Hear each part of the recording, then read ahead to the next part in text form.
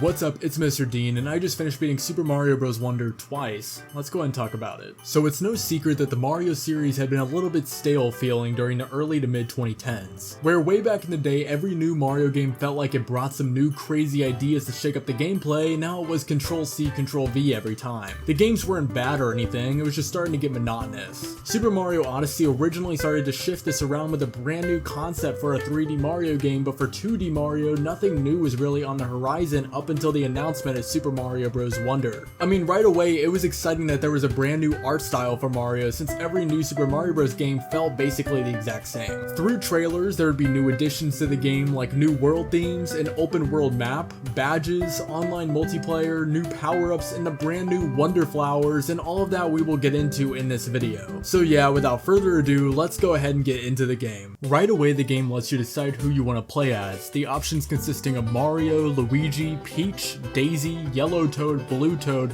Toadette, Yoshi, Red Yoshi, Yellow Yoshi, Blue Yoshi, and Nabbit. All the Yoshis and Nabbit act as an easy mode, which I guess is fine, but I wish this would have just been an option. It would have been cool to be able to play as Yoshi with a flutter jump, but the easy mode makes it so you don't take any damage from enemies or anything. This isn't that big of a deal at the end of the day, since you can just not play as the easy mode characters, but it is something that I noticed. The characters also have no difference in game either. So for instance, Luigi normally would jump higher than Mario, but here they all have the same vertical. I'll get more into badges in a minute, but this is definitely due to badges already shaking the movesets in-game enough. It would be way too overcomplicated. Also, normally we are saving Peach, so why is she in our character selection? Well, that brings us into our story, which is brand new for the Mario series. Basically, we are invited into a neighboring kingdom called the Flower Kingdom when Bowser appears and just morphs into their castle. So with the assistance of Prince Florian, we are tasked with bringing order back to their kingdom. Although in reality, the story isn't really that much different, I'll give it an A for effort, it's good enough. I'm not playing Mario for the story anyway, so who cares. The setup for the game is 6 different worlds, with there being a central area also filled with levels called Petal Isles. Before we actually get knee deep into the worlds though, let's take a look at what the gameplay itself is like.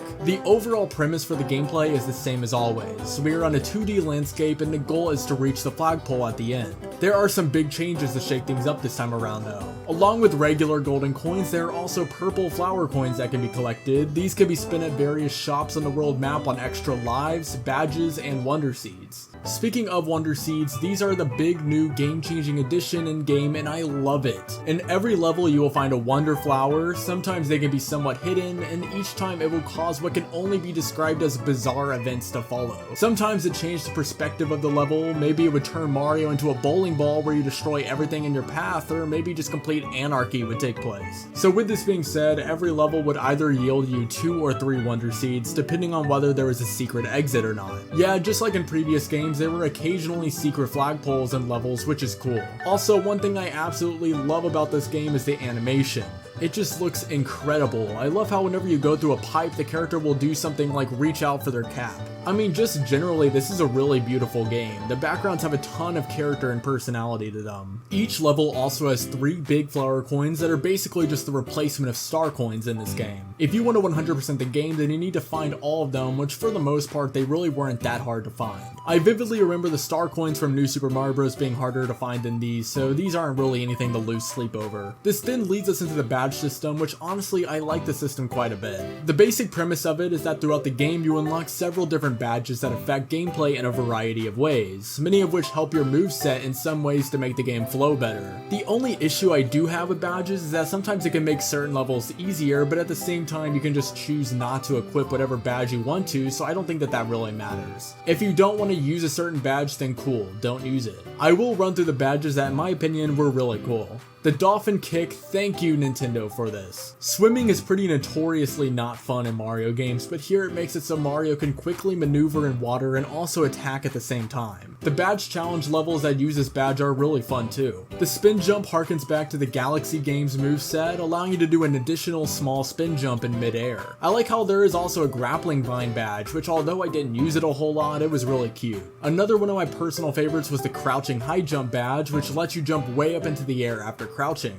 There are also some expert badges which are meant to make the game way harder. This is a really awesome addition in my opinion, since it can help offset some of the difficulty issues in the game, and I'll get into the game being easy as hell in a second. But yeah, the expert badges can consist of making it so you constantly run super fast, constantly bounce way up in the air, that badge by the way, making Mario invisible, which makes the game way harder. Just overall badges I think are a really good addition to the game that does a lot to change the way you can play. Now in regards to the game being easy, it isn't just the level design, it's also just the fact that the game holds your hand just like a lot of platforming games nowadays. For example, if you die, the game barely punishes you at all. I'll just compare this to Donkey Kong Country since I just played it, but if you get a game over in that game, the game brings you all the way back to wherever you last saved, which could be an entire world backward. Yeah, this makes the game more ruthless, but to me that makes the game so much more immersive and fun. Here if you die, it's just like whatever, because chances are you have so many lives that it makes no difference. To be honest, even the special world in this game wasn't that hard. Like the levels in this game that are hard are not hard by other Mario game standards. Okay, enough complaining, let's get back into the good stuff in this game because there is a lot to be happy about here. We got 3 new power-ups and all 3 of them are bangers, thankfully. First is the elephant, which is absolutely hilarious. Not only is the concept good for this one, but functionally it feels so great to just walk up to enemies and go wham! Also the trunk can store water, which is useful whenever you see a lifeless flower on the ground occasionally you could water it. The bubble power-up lets you shoot bubbles that can instantly kill basically anything in the game and also be used for platforming. And finally, the drill power-up lets you dig underground and into the ceiling, which felt really good and seamless. Also, nothing can damage you from above with this one thanks to your spike helmet. We still got the mushroom, flower, and star rounding out our item roster as well. I have nothing at all to complain about with the items, great stuff Nintendo. Also, we got brand new enemies, thank you, finally! They have fun new quirks to them as well, whether that was copying Mario's moves whenever he jumped or the bluebirds which shot needles that turned into platforming. These are only 2 great examples, but all the new enemies did a ton to make this a brand new feeling 2D Mario game for the first time in years. However, while the regular enemies were great, the boss fights were probably disappointingly the worst part of the game.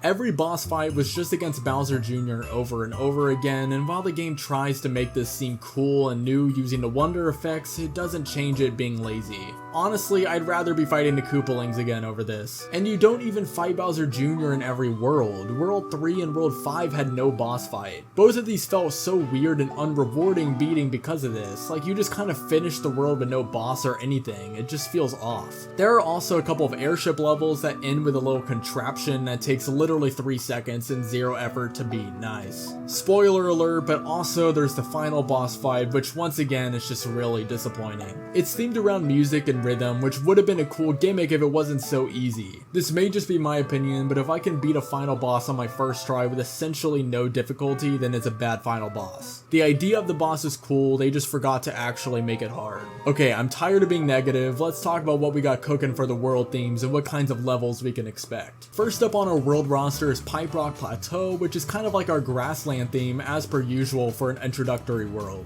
Aside from our regular levels, we got some other stuff to do too. We have break time levels, which were cute and took like 5 seconds. I don't really have much to say about these. They were very easy challenges, but they didn't take enough time to annoy me at all. There were occasionally puzzle levels, which I actually did like. They were normally hard enough to make you use your brain, but not too hard to be obnoxious. Also, we got badge challenges, which I really liked. They were usually platforming courses that made use of the badges. These were usually the only levels that were actually kind of difficult in terms of platforming, which meant that they were my favorite ones to play normally. Also, another form of levels that I really liked were the KO arenas. You pick up whichever power-ups you want and you have to go through 3 or 4 rooms beating all the enemies as fast as you can. It was really fun trying to do this as fast as you could and lower your time. Honestly, I would love a small Mario game with this premise. The only types of levels I will complain about is the ones where you literally just go into a Poplin house and get a Wonder Seed. Why the f are these here? Anyway, World 1 was definitely the simplest and most straightforward out of the worlds, which since it's World 1, that's perfectly fine. Our standouts were Piranha Plants on Parade for its magnificent show choir classic of a Wonder Seed, Bull Rush coming through because I thought these bulls were really cute, and Sproings in the Twilight Forest because of the lovely all-black art style. This was a pretty beefy world, but the levels were fun, so I had absolutely no issue with this. World 2 was Fluff Puff Peaks, which half of it is our snow theme and the other half is way up in the clouds. levels. I did also like some of the music here too, so there's that. I mean, I basically always like snow themes in Mario games, so this was probably my personal favorite world in the game. It was pretty fun.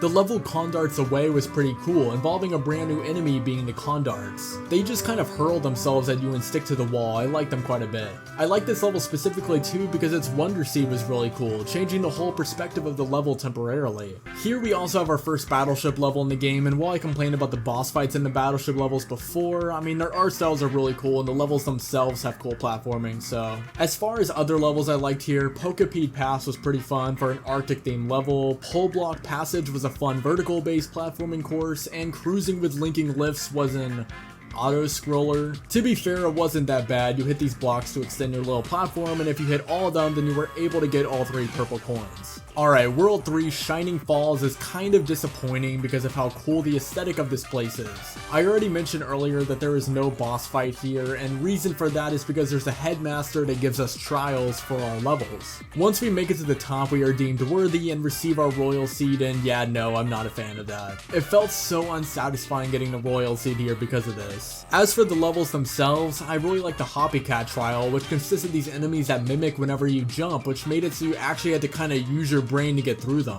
I also really like the aesthetic of the Anglefish trial, going for a more cavey feel. Finally, also Zip Track Dash was a lot of fun, where you had to hang onto these dash platforming things. The platforming here was really well designed. World 4 Sunbaked Desert is pretty alright for a desert world. I've never been a big fan of desert levels in Mario games, but playing through here was pretty fun. Blooms of the Desert Skies was a really fun level where you need to maneuver around these blooms that jumping on causes to make smaller. Also, Valley Full of Snoodles is a fire level with these oddly shaped jump pad things that's a lot of fun. And those are the only real standouts in this world for me. A lot of the levels here feel a lot more puzzle oriented, which I'm more of a fan of the platforming stuff personally. Also, holy there are way too many levels in this world. I got really fatigued with this world, I won't lie. There were basically the same amount of levels in the first world too, but those were mainly more fun, sorry not sorry. World 5 Fungi Mines is kind of like our spooky cave world, and I like it a lot. I love how the aesthetic of the world goes from the lively and upbeat upstream downstream to the dark, grim, and psychedelic look of Taili's Toxic Pond. Now unfortunately this is another world lacking of a boss fight, instead we just rescue some poplins from this room,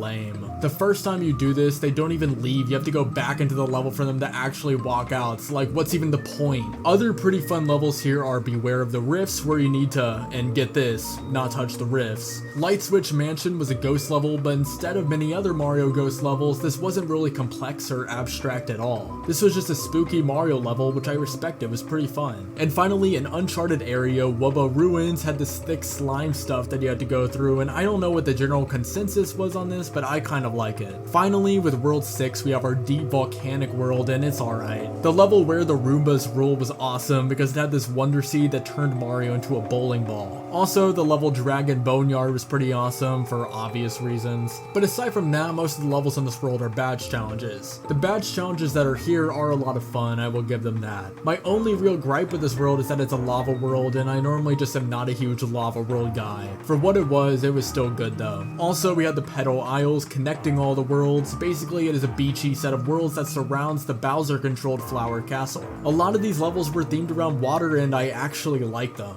Thankfully, the Dolphin Badge was a lifesaver for these. Like I said before, the Dolphin Badge is one of the real standouts out of the badge selection. And then also, as I mentioned before, we got our special world, which each different world has a secret passage into, these definitely being the hardest levels in the game. While these definitely are hard, I also beat them all in a time span of like 1 to 2 hours, so compared to most Mario games, these really aren't that bad. The main other features of Wonder that I haven't brought up yet is online and the standees. The standees are little bonuses you can buy with flower coins. They can be used to create a save point, so if you die in game, you turn into a ghost and can go back to the standee to respawn. So yeah, once again, the game holds your hand pretty graciously here. You can spend coins to get a random standee, with there being a good amount for each character, with some being legendaries. The game also gives you duplicates, which is quite annoying. This makes it so you need to grind at the shop to get all of them. Thankfully they are cheap and the flower coins are easy to come by though. Also in a special world there's a shop that lets you buy standees for a specific character to make the whole process a bit quicker. As for online, you can actually play Mario with friends now.